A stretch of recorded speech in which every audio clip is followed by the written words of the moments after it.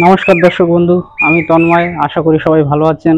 আজকে আমি দেখাবো ডান্সার পোজ বা ডান্স পোজ অথবা নটরাজসন। চলুন দেখি কিভাবে প্র্যাকটিস করে।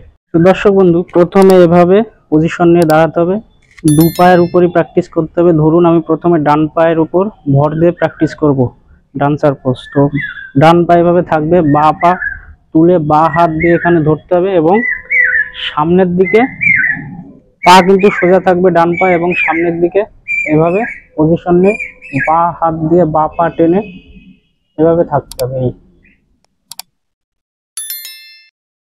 এইভাবে আবার ধীরে ধীরে এভাবে আগের পজিশনে আসতে হবে। এভাবে দু পায়ে কিন্তু প্র্যাকটিস করতে হবে।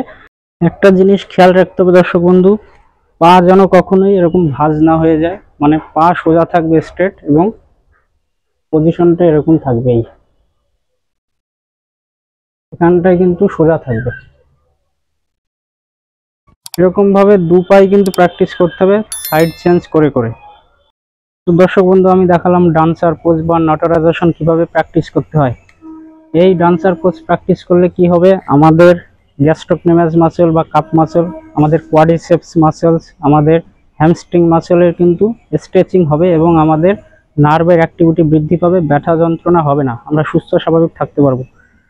তো সঠিক নিয়মে সঠিকভাবে আমরা যদি প্র্যাকটিস করতে পারি, আরও কি হবে, আমাদের ফোকাস বৃদ্ধি পাবে, আমাদের মেন্টাল হিলিং হবে। আমাদের ফোকাস মানে আমরা যখন কোনো নৃত্য করি, ডান্স করি অথবা কেউ গান করে, তখন তার মানে মনোযোগ কিন্তু সেদিকেই থাকে। সুতরাং আমরা যদি এই প্র্যাকটিস করতে পারি যোগাসন, আমাদের ফোকাস বৃদ্ধি পাবে, আমাদের মনোযোগ এক জায়গায় কেন্দ্রীভূত হবে, আমাদের মন মানসিকতা ভালো থাকবে।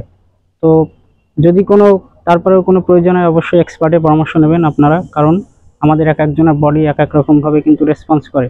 তো ভালো থাকবেন সবাই, সুস্থ থাকবেন, সঠিক নিয়মে যোগাসন প্র্যাকটিস করবেন। ধন্যবাদ সবাইকে।